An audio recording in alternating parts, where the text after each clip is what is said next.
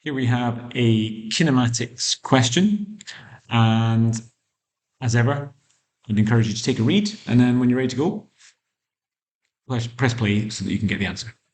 So we've got a stone being kicked horizontally, that's important here, and it's going to do projectile motion. It hits the ground 2 seconds later, and we're told the initial horizontal speed.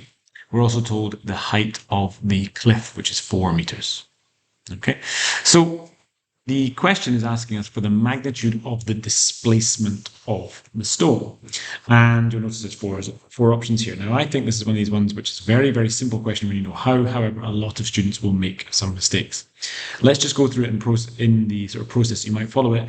Knowing that this object travels 1.5 meters per second, you know the time, you could tell me that actually that object, or the stone, is going to travel a distance in the x direction, which is simply the horizontal velocity times the time, and that would be 3 meters.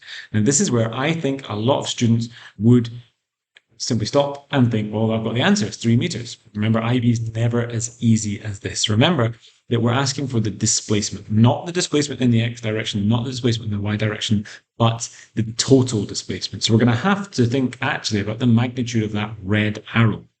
Now we know that we've got 3 meters on the bottom, we've got 4 meters on the sides. That's our classic 3, 4, 5 triangle. Okay, we've got x squared plus y squared, which is actually 5 meters, which is why the answer here is 5.